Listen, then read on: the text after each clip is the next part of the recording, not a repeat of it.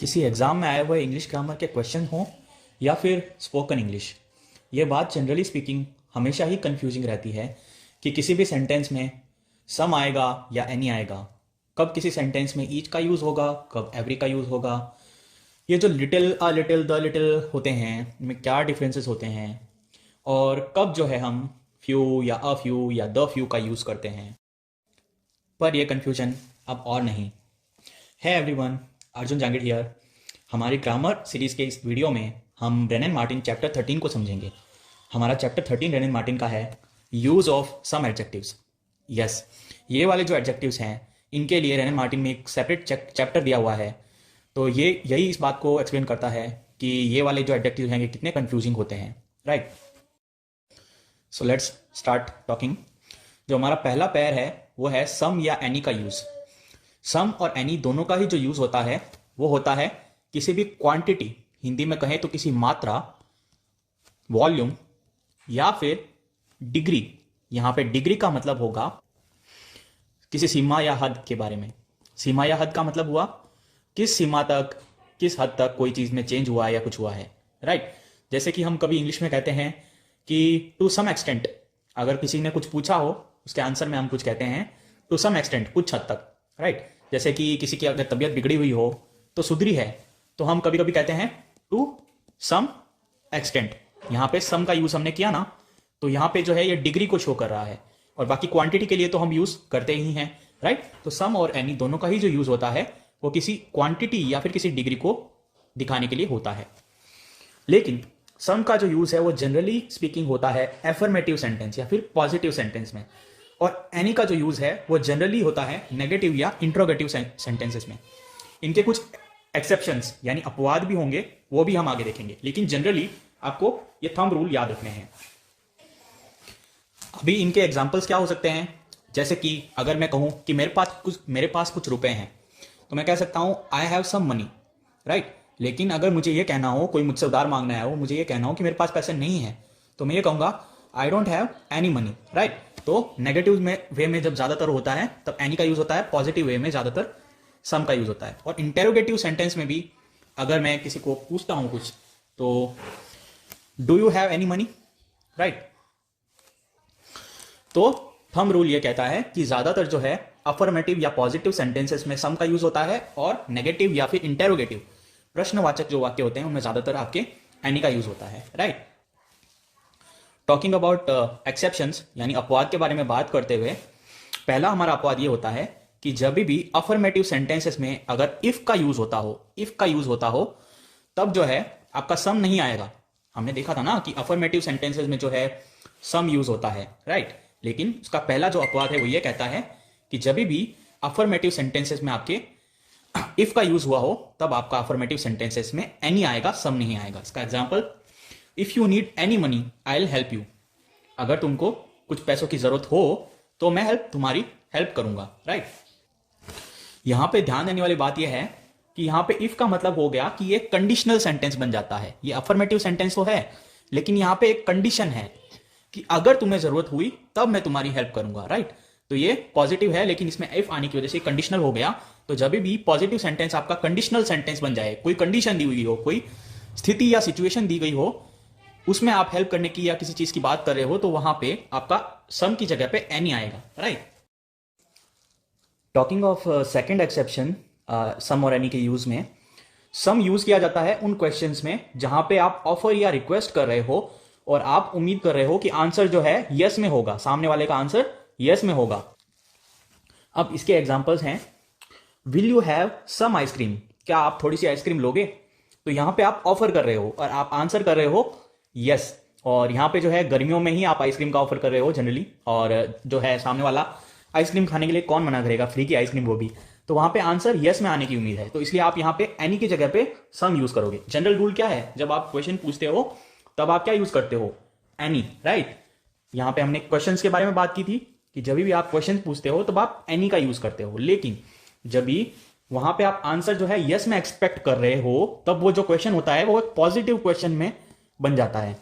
जब ये एक नेगेटिव क्वेश्चन होता है तब वो नेगेटिव क्वेश्चन आपका एनी यूज होता है। जब पॉजिटिव क्वेश्चन बन जाता है, आंसर आप यस में उम्मीद कर रहे हो, तब आप सम को यूज करोगे, राइट।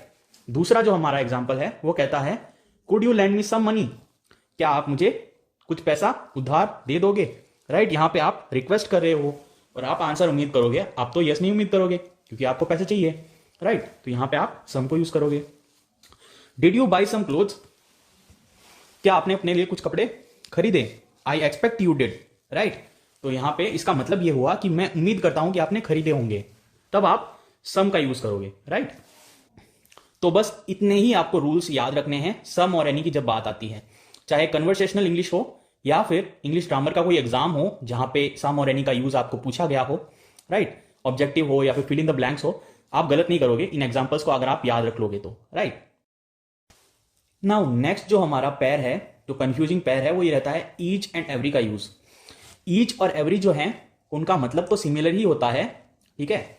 ईच और एवरी का मतलब सिमिलर ही होता है। आप ये कहते हो प्रत्येक, हिंदी में अगर आप मतलब निकालने जाओगे तो आप क्या कहोगे, प्रत्येक, या फिर कहते हैं हर, जैसे एवरी डे वहां पे हो जाता है आपका हर रोज, राइट। और जब इस शुद्ध हिंदी में आप कहोगे तो कहोगे प्रतिदिन, राइट। तो इस तरीके से एवरी और ईच दोनों का यूज इसी तरीके से होता है, राइट। लेकिन एवरी जो है वो ज्यादा स्ट्रॉन्गर वर्ड है, और स्ट्रॉन्गर का मतलब यह है कि कोई अपवाद नहीं है। जब आप एवरी कहोगे ना तो कोई अपवाद नहीं होता उसमें। जितने भी ग्रुप की आप पर्टिकुलर बात कर रहे हो वहां पे अगर आप एवरी वर्ड यूज करते हो तो सारा कुछ उसका मीनिंग हो जाता है, राइट। सेकंड जो रूल होता है वो कहता है कि ईच जो होता है उसका आप यूज करते हो जब दो या दो से ज्यादा चीजें हो, और एवरी का यूज आप करते हो जब भी दो से ज्यादा चीजें हो, राइट। दो से ज्यादा चीजें हो तभी एवरी का यूज होगा, और ईच का यूज होगा दो से ज्यादा जितनी भी हो उन सब के लिए ईच का यूज होगा। यहां पे इस सेंटेंस में ज्यादा डिफरेंशिएशन आपको नहीं मिल रहा, लेकिन कहने का मतलब यह है कि एवरी का यूज दो के लिए कभी भी नहीं होने वाला, दो से ज्यादा होंगे तभी एवरी का यूज होगा। जैसे कि अगर आप दो लोगों की बात करते हो इंग्लिश में, तब आप क्या यूज करते हो, both, both of you, right. तो इस तरीके से एवरी के लिए दो से ज्यादा लोग होने चाहिए, ईच के लिए दो या दो से ज्यादा लोग चलेंगे। Each directs attention to the individuals forming any group, every to the total group. इसका कहने का मतलब है कोई भी ग्रुप हो उसके हर इंडिविजुअल के बारे में बात करना हो तब आप ईच कहते हो, लेकिन जब आप एवरी कहते हो तो आप पूरे ग्रुप की बात करते हो। जैसे मैंने यहां पे बताया ना, पूरे ग्रुप की बात करने के लिए आप सिंपली एवरी का यूज करते हो, और ईच जब आप कहते हो, आपने सुना होगा बहुत बार, each and every one of you will come, each and every one of you will do this, do that, right. तो इस तरीके से ईच जो होता है वो पिन पॉइंट करता है उस ग्रुप के हर एक इंसान को, राइट, इस तरीके से। और हमारा जो लास्ट रूल है वो काफी क्लियर कर देता है इन दोनों के यूज केस को। वो क्या है, ईच जब यूज किया जाता है जब हमें ग्रुप के अंदर जो नंबर हो वो हमेशा पता हो, लिमिटेड हो और पता हो, डेफिनेट हो, राइट। और एवरी का यूज हो तभी होगा, तभी भी हो सकता है, कभी भी हो सकता है। एवरी का यूज पता हो या ना पता हो, दोनों ही केस में हो सकता है। और एवरी का जो यूज है वो इनडेफिनेट के लिए भी हो सकता है। कैसे, एग्जांपल्स के थ्रू समझते हैं। पहले दो एग्जांपल से हम इस रूल को समझते हैं। एवरी सीट वॉज टेकन, हर जो सीट थी वो ली जा चुकी थी, और यहां पे हमें पता नहीं है कि कितनी सीटें थी और कोई जरूरत नहीं है पता होने की। लेकिन दूसरे सेंटेंस में हमने ईच को यूज किया है। अब क्यों यूज किया है, 5 boys were seated on each bench, पांचों जो लड़के थे या 5 जो लड़के थे वो हर सीट पर बैठ गए, ईच बेंच पे, राइट। तो जब भी आपको नंबर पता होगा तभी आप ईच का यूज करोगे, एवरी का यूज इस केस में नहीं होगा, ईच का यूज होगा, राइट। इस तरीके से डेफिनेट और इनडेफिनेट में फर्क आएगा ईच और एवरी का यूज का। इसके और एग्जांपल्स देखते हैं। Each one of these chairs is broken, ये दोनों जो चेयर्स हैं ये दोनों ही टूटी हुई है, ब्रोकन है, right. Leap year falls in every 4th year, leap year जो होता है हमारा वो 4 साल में एक बार आता है, यही यहां पे कहा जा रहा है। लेकिन इसमें कोई लिमिट नहीं है ना, ये तो हमेशा ही चलता रहेगा। ये आज से 4000 साल पहले भी चलता आ रहा था और आगे भी हमेशा चलता रहेगा। लीप ईयर जो है वो आता ही रहेगा, राइट। तो इसीलिए यहां पे एवरी का यूज हुआ है। इसी तरीके से लिमिटेड और अनलिमिटेड, डेफिनेट और इनडेफिनेट में ईच और एवरी का जो यूज है वो किया जाता है, राइट। तो ये सारे जो रूल्स हमने ईच और एवरी के डिफरेंस के बारे में पढ़े, ये आपको याद रखने हैं और इन एग्जांपल्स को थोड़ा सा माइंड में रखना है। इसी टाइप के कुछ एग्जांपल्स और आप कर लीजिए अपनी तरफ से, और ईच और एवरी के यूज में आपका कोई कभी प्रॉब्लम या कंफ्यूजन नहीं होने वाला, राइट। मूविंग फॉरवर्ड, जो हमारा नेक्स्ट सेट ऑफ एडजेक्टिव्स है वो है लिटिल या अ लिटिल या द लिटिल, राइट। अब लिटिल का मतलब क्या होता है? लिटिल का मतलब होता है नॉट मच या हार्डली एनी। नॉट मच या हार्डली एनी मतलब हार्डली एनी को अगर हम हिंदी में कहें बमुश्किल, बमुश्किल, राइट। मतलब या फिर कहें मुश्किल से इतना ही है हमारे पास, राइट। हमारे पास ज्यादा नहीं है और मुश्किल से इतना ही है। इन सारों का जो यूज होता है वो सिचुएशन के ऊपर बेस्ड होता है। सिचुएशंस पे बहुत कुछ डिपेंड करता है कि सिचुएशंस है क्या एग्जैक्टली यानी कि यहां पे हम ये कहना चाहते हैं जब हम लिटिल का यूज करते हैं, there is little hope of his recovery. इसका मतलब है he is not likely to recover. उसके सही होने की या बचने की चांसेस काफी कम है, राइट। यानी कि जितनी हमें चाहिए, जितनी की सफिशिएंट होना चाहिए, किसी चीज का पर्याप्त होना चाहिए, इनफ होना चाहिए, उतना नहीं है, तब हम लिटिल का यूज करते हैं। उसके आगे ए और द नहीं लगता, राइट। जब भी ए लिटिल या द लिटिल नहीं यूज करके खाली लिटिल का यूज कर रहे हैं, इसका मतलब कि इनफ नहीं है, सफिशिएंट नहीं है कोई भी चीज की क्वांटिटी, कोई भी चीज की क्वांटिटी या डिग्री, राइट। अब दूसरा एग्जांपल इसका, he showed little concern for his Neiphiu. उसने जो है अपने भतीजे के लिए बहुत कम ध्यान दिया, बहुत कम उसने उसकी परवाह की, राइट। जितनी उसको परवाह करनी चाहिए उसके भतीजे की, उसने उतनी परवाह नहीं की। मेरा अपना बेटा थोड़ी है, ऐसा करके उसका एक बिहेवियर था, राइट। दूसरा हमारा एडजेक्टिव है अ लिटिल। अब अ लिटिल का क्या मतलब होता है? कुछ है लेकिन ज्यादा नहीं है। कुछ तो है मात्रा लेकिन ज्यादा नहीं है, बस जितनी चाहिए उतनी है। मतलब खाली सफिशिएंट है और सफिशिएंट से कुछ ज्यादा नहीं है, जितनी चाहिए उतनी है, राइट। यहां पे अ लिटिल का जो है पॉजिटिव मीनिंग होता है, राइट। अब कैसे एग्जांपल के थ्रू समझते हैं। There is a little hope of his recovery. उसके सही होने की, बचने की उम्मीद है, कुछ उम्मीद उसकी है। यानी कि ये कहना चाहता है कहने वाला कि वो चांसेस है कि वो रिकवर कर जाएगा, he may possibly recover, right. A little tact would have saved the situation. इस वाले सेंटेंस में आपको कॉन्टेक्स्ट बहुत जरूरी होगा। इसका कॉन्टेक्स्ट यानी हिंदी में उसको हम कहते हैं संदर्भ। जहां पर भी सेंटेंस को समझने के लिए कॉन्टेक्स्ट चाहिए होगा, वहां पे मैं कॉन्टेक्स्ट आपको समझाता रहूंगा। यहां पे टैक्ट का मतलब है, यह समझना जरूरी है, इसका मतलब है पोलाइटनेस। पोलाइटनेस या फिर कह ले हिंदी में उसको कहते हैं शिष्टाचार।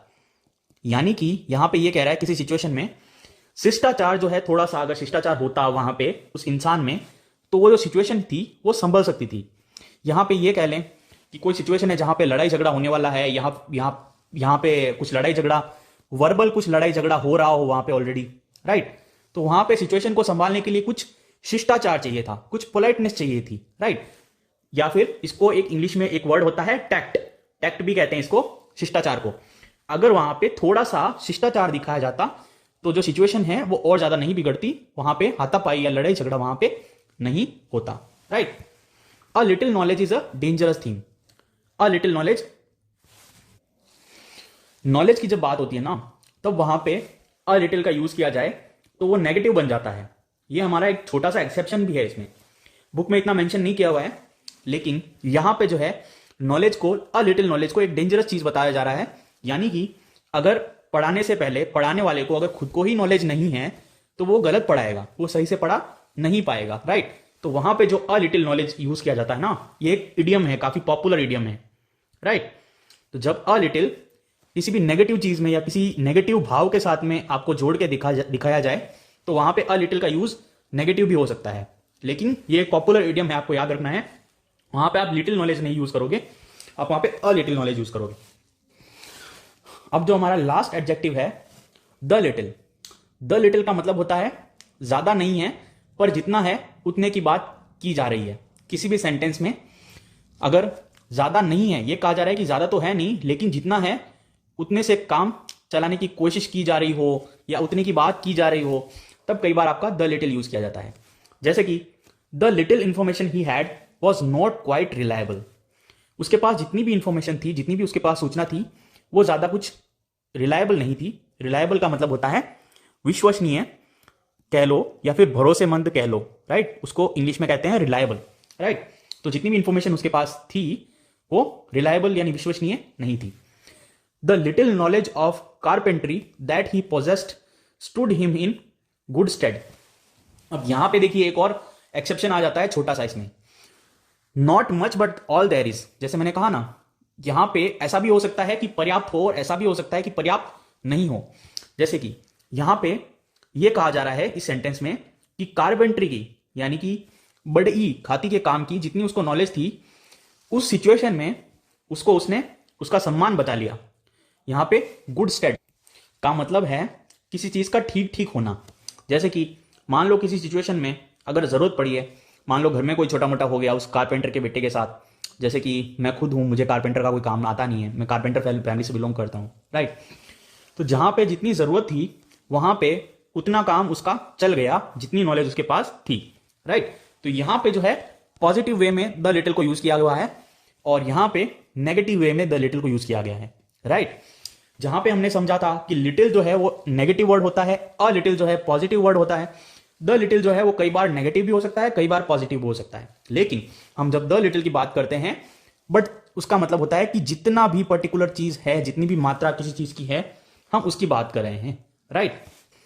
जैसे कि हम कहते हैं the more you do hard work the better it is, यानी कि यहां पे हम द को यूज कर रहे हैं। तो द यहां पे क्या कर रहा है, जितना। यहां पे द का मतलब क्या होता है, जितना भी, राइट, कंप्लीट, होल। जितना भी तुम हार्डवर्क करो उतना तुम्हारे लिए बेटर होगा। तो यहां पे जो द यूज होता है लिटिल के साथ, उसका मतलब ये होता है थोड़ा है लेकिन जितना भी है, राइट। अब बात आती है हमारे लास्ट सेट ऑफ एडजेक्टिव्स की, फ्यू या अ फ्यू या द फ्यू की। अब फ्यू और लिटिल में फर्क क्या है, यह समझना बहुत जरूरी है। फ्यू को यूज किया जाता है जब कोई काउंटेबल कोई चीज हो, वो काउंटेबल हो, उसको गिन सकते हो तब। और लिटिल को जब यूज किया जाता है जब अनकाउंटेबल हो, यानी कि मैनी, जब क्वेश्चन आपका पूछ रहा हो मैनी, हाउ मैनी, तब वहां पे आप फ्यू को यूज करोगे। और जब आपका क्वेश्चन पूछ रहा हो how much, right, how much, तब आप लिटिल को यूज करोगे। अब वो अ लिटिल हो, द लिटिल हो या खाली लिटिल हो, राइट। एक ये फर्क आपको जानना बहुत जरूरी है। अब फ्यू का क्या मतलब होता है, फ्यू का मतलब होता है नॉट मैनी, हार्डली एनी, यानी कि जितने होने चाहिए उतने नहीं हैं भी कम, और जितने चाहिए उतने हैं ही नहीं, हार्डली एनी, राइट। अब फ्यू का जो है नेगेटिव मीनिंग होता है, जिस तरीके से लिटिल का नेगेटिव मीनिंग होता है उसी तरीके से फ्यू का भी नेगेटिव मीनिंग होता है। Examples, few persons can keep a secret, बहुत कम लोग ही सीक्रेट रख पाते हैं किसी भी बात को, इसलिए आपको ज्यादा लोगों को अपने सीक्रेट्स नहीं बताने चाहिए। Few people are so hopeless as drunkards, जो पीने वाले पियक्कड़ लोग होते हैं ना, उतने जो होपलेस होते हैं ना, वो बहुत कम लोग होते हैं, right. Few man are free from faults, बहुत कम लोग होते हैं जो जिनमें कोई फॉल्ट्स नहीं हो, जिनमें कोई कमियां नहीं हो, और बहुत कम होते भी नहीं है कोई, राइट। सभी में कुछ ना कुछ कमियां होती हैं, राइट। तो इसीलिए जब भी हम ना के बराबर की बात करते हैं तब फ्यू का यूज करते हैं। जब भी हम ना के बराबर बात करते हैं किसी मात्रा की, किसी अनकाउंटेबल चीज की, तब हम वहां पे लिटिल का यूज करते हैं। अब बात आती है अ फ्यू की, और जिस तरीके से अ लिटिल में हम कहते थे कि ज्यादा नहीं है लेकिन जितना चाहिए उतना है, पर्याप्त है, राइट। उसी तरीके से जितना चाहिए उतने हैं, काउंटेबल फॉर्म में जितने चाहिए उतने हैं, है तो कम लेकिन जितने चाहिए उतने हैं। Examples, a few words spoken in earnest will convince him, अगर उसकी भलाई के लिए आप कुछ शब्द बोल दोगे तब वो कन्विंस हो जाएगा, मान जाएगा, राइट। वो एक भोला आदमी है या कोई भोला व्यक्ति है, बस उसकी भलाई के लिए कुछ शब्द कह दो, वो आपकी सारी बात मान जाएगा। इन अर्नेस्ट का मतलब होता है किसी की भलाई में, right.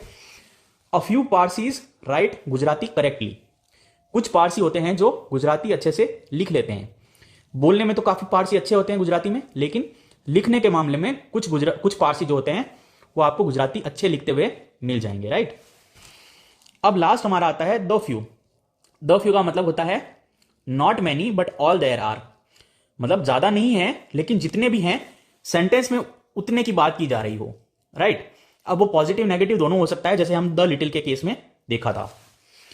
The few remarks that he made were very suggestive, उसने जितने भी रिमार्क्स दिए, जितने भी उसने कुछ बातें कही, रिमार्क्स का मतलब ज्यादातर होता है मूल्यांकन करना, किसी चीज के बारे में, किसी चीज को जज करना या उसका मूल्यांकन करना, उसको कहते हैं रिमार्क्स। आपने कई जगह पे रिमार्क्स देखा होगा, remarks by teacher, remarks by someone, right. तो उसने जितने भी रिमार्क्स दिए वो सारे जो थे सजेस्टिव थे, वो सारे अच्छे थे, कुछ भले के लिए थे। तो इसका मतलब यही होता है कि जितने भी दिए, उसने कम रिमार्क्स दिए लेकिन जितने भी दिए वो सारे अच्छे थे, तो यहां पे हमने पॉजिटिव तरीके से द फ्यू को यूज किया है। लास्ट वाला ये कहता है the few friend he has are all very poor. उसके जितने भी दोस्त हैं वो सारे काफी गरीब हैं, राइट। तो इस तरीके से जब द लिटिल या द फ्यू की बात की जा रही हो, तो जितना भी पूरा ग्रुप हो उस पूरे ग्रुप की कंप्लीट की बात की जाती है, तब आप द फ्यू या द लिटिल को यूज करते हो। लिटिल को आप यूज करते हो अनकाउंटेबल के लिए और फ्यू को आप यूज करते हो काउंटेबल के लिए। So that was the video. मैंने अपनी तरफ से बहुत अच्छी कोशिश की है। फिर भी अगर आपको टॉपिक से रिलेटेड कोई भी क्वेश्चंस हो तो you can ask me in the comment sections, and I am also available on Instagram and other social media, जिनके लिंक्स आपको डिस्क्रिप्शन में मिल जाएगा। आप मुझे वहां पर भी डीएम कर सकते हो। I will see you in my next video. Until then, Arjun Jangid here, signing